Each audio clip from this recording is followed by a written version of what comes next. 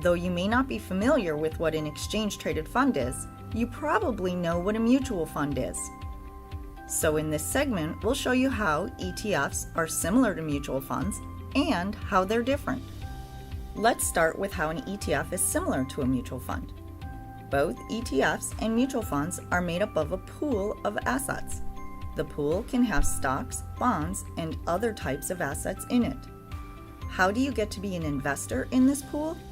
When you buy shares of the ETF or mutual fund, you then have a claim on the pool of assets held by the fund. Like mutual funds, ETFs offer access to a variety of investments and investment strategies. You can buy funds that invest in domestic securities, such as domestic stocks, bonds, or both, or you can invest in international stocks and bonds. You can also buy mutual funds and ETFs that invest in different types of commodities. Besides access, both mutual funds and ETFs have what's called an expense ratio, the fee that is paid to the fund sponsor for managing that fund. Thanks to competition and other factors, fees for both ETFs and mutual funds have been falling for years. You may hear that ETFs are always cheaper than mutual funds, but that's actually not true. A lot of ETFs are index-based, meaning that they seek to track the return on a specific market index or benchmark. Because these types of funds generally are cheaper to manage, they have relatively low expense ratios. But what's often forgotten is that this is also true for mutual funds that follow an index.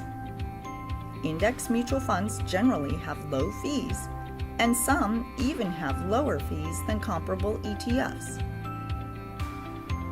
Let's talk about pricing. ETFs and mutual funds both post a daily net asset value, or NAV, at 4 p.m. What is this? At the end of every trading day, each mutual fund and ETF values all of the securities in its pool and then calculates the amount that each share of the fund is worth. This is where ETFs and mutual funds start to differ. If you're buying a mutual fund, you buy it at one price, its upcoming 4 p.m. NAV. You can submit the order at any time during the trading day, but no matter when you order, the price you will pay is the net asset value that the fund posts at 4 p.m. ETFs are different. ETFs trade on a stock exchange, and their prices fluctuate all through the trading day. The price you pay for the ETF may be greater than, less than, or equal to the net asset value posted by the ETF at 4 p.m. What makes ETF prices move around on the exchange? Two things do. First, it's the value of the pool, and second, the demand and supply of the ETF itself. Let's look at the first component, the value of the pool. Remember that ETFs are made up of a pool of stocks, bonds, or other assets that are also trading during the day. So the price of an ETF at, say, 10 a.m.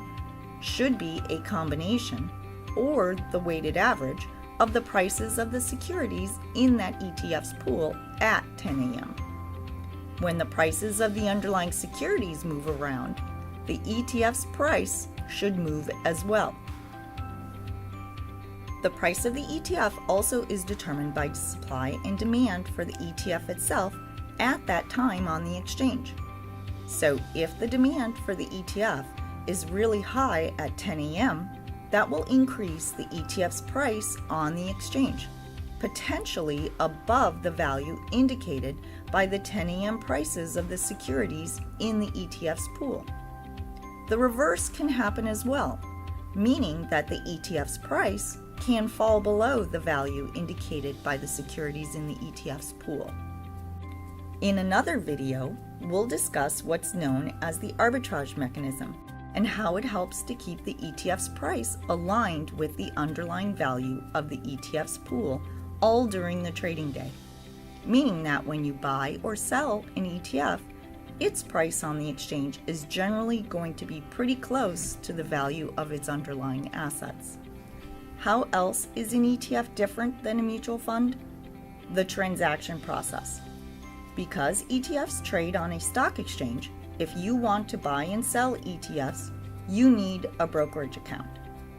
That's the only way you can access the stock exchange to buy and sell ETFs.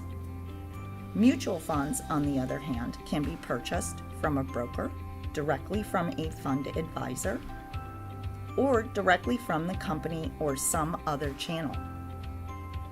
There's one more thing to keep in mind when buying and selling ETFs. Just as with stocks, you have to trade smart. Remember, the price of the ETF is also affected by the supply and demand for that ETF. So to help yourself get the best price available for the ETF you're buying or selling, you'll need to understand how the type of order you use and the time of day you trade matters. We'll cover this topic more in another video.